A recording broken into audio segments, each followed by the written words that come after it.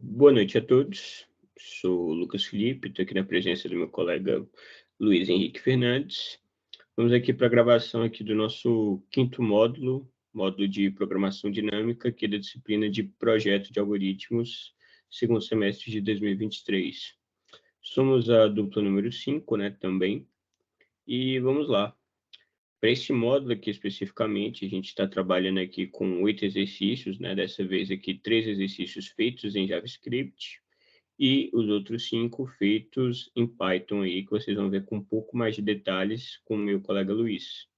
Trazendo um pouco mais para baixo aqui os vídeos que logo mais teremos após a gravação, alguns prints relacionados aqui com a execução desses códigos, desses exercícios em si, e para vocês poderem estar testando tudo isso, vocês podem pegar os códigos e utilizar lá dentro do portal do LetCode para poderem estar fazendo os testes, enfim. Escolhemos duas linguagens diferentes aqui para explorar um pouco mais, né, a sintaxe das mesmas e a nossa familiaridade. Então vamos lá, entrando aqui no nosso primeiro exercício, exercício de esquemas lucrativos em geral.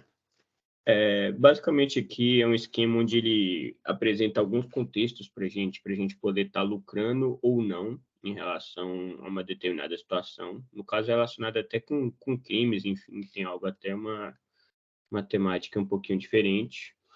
E a ideia geral desse algoritmo aqui é que a gente explore um pouco mais as subsequências, né? Então, ele vai lembrar muito aquele exercício que a gente fez ali de maior subsequência para cada posição.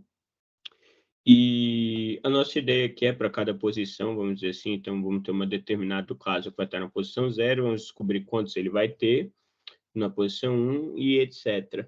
Então, aqui eu acho que é um exercício que a gente explora bastante a questão da memorização e vista assim como se fosse um vetor, como se fosse alguma matriz assim, acho que fica até mais interessante de se ver. Partindo aqui para o segundo exercício, exercício de estourar balões aqui, na verdade, esse aqui é um exercício aqui de pura memorização, ou seja, a ideia é a gente conseguir pegar toda essa pontuação máxima que a gente vai ter aqui pintando os balões, sem estar tendo que repetir balões ou estar tendo que ver uma situação de caso que já foi explorada. Então, eu explorei o 1 e o 2, é a mesma coisa do que estourar o 2 e o 1, por exemplo, e tudo mais. Então, é uma maneira bem interessante aqui no código, onde a gente explora um pouco mais da recursão, para poder estar pegando esses padrões ali, para a gente estar fazendo exatamente esse trabalho. E meu último exercício aqui em JavaScript, né, um exercício aqui onde a gente vai estar fazendo registros de chamada para alunos, ele tem uma ideia muito parecida, a gente também vai explorar bastante a questão da memorização, até porque a gente vai ter que verificar se o aluno está ausente, se ele se atrasou, ou se ele está presente para uma determinada aula. E o interessante disso tudo é que a gente vai armazenando esses dados aqui para que no final de tudo a gente de fato tenha uma resposta para saber como foi a frequência desse aluno aí durante o semestre ou trimestre, não lembro aqui no exercício qual contexto que ele apresenta para a gente. Então, basicamente, aqui a gente também faz de uma maneira bem recursiva aqui e vai memorizando todos esses estados do aluno aqui, até que no final a gente realmente tenha uma noção exata de tudo que ele teve ali e principalmente sem a gente estar tendo que repetir o mesmo critério, o mesmo dia ali, para não estar levando um exercício para um n ao quadrado ou um n ao cubo. Partindo agora para os exercícios em Python. Perfeito. Agora, nos exercícios em Python, antes de começar, é importante ressaltar, como nas outras apresentações, cada um de nós executou os códigos em nossas máquinas, no site LetCode, em nossas contas, então não aparecem os meus códigos aqui na apresentação, mas estão todos no GitHub e o registro de todos. Certo, passando agora para o exercício 10, ele é o de correspondência de expressões regulares, então ele basicamente consiste em verificar a correspondência entre duas expressões regulares que a gente passa para o código. Isso até faz um link bacana com outra disciplina, disciplina de compiladores, onde é que a gente vê um pouco sobre isso. E a solução que a gente implementou para isso, envolvendo programação dinâmica, ela basicamente cria uma matriz para memorizar os resultados parciais dessa correspondência e, de forma interativa, ela vai analisando caractere da string, no caso da expressão regular recebida, para garantir a correspondência de maneira eficiente.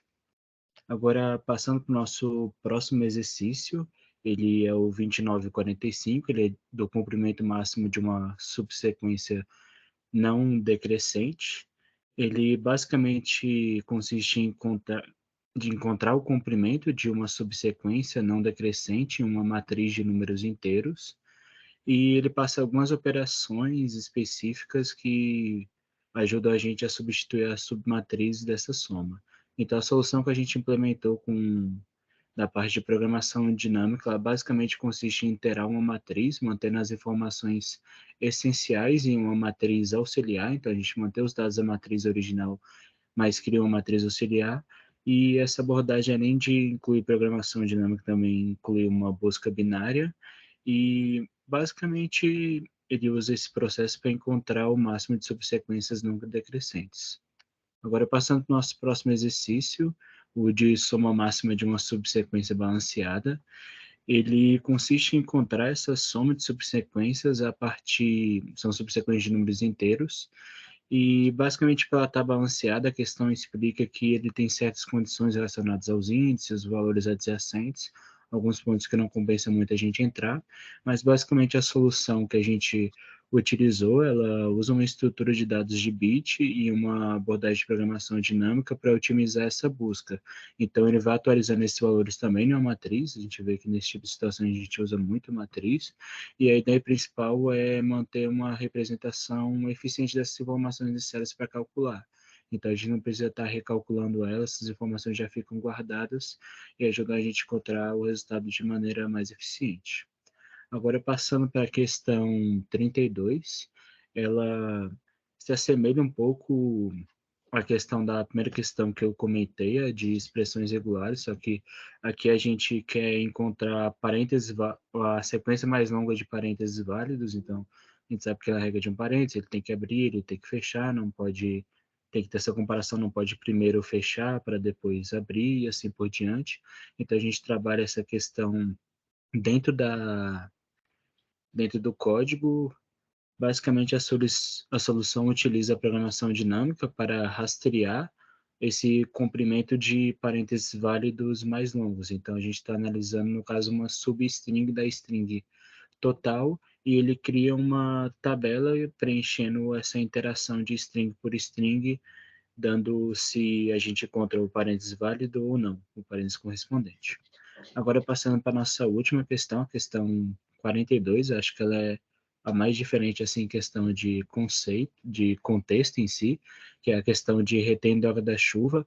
Ela envolve calcular a quantidade de água que pode ser retida em um mapa de elevações representados por uma matriz de números inteiros não negativos. Então, ela até que se assemelha aos conceitos que a gente já viu anteriormente, só aplicando assim um contexto diferente, o que é bacana para a gente ver algumas aplicações reais. Então, a solução utiliza de programação dinâmica para calcular a quantidade total de água retida. Basicamente, tem duas matrizes auxiliares que são criadas para armazenar essas elevações, uma à esquerda e uma à direita, e o algoritmo percorre isso de maneira interativa para calcular essas elevações máximas, em seguida determina a quantidade de água retida no total.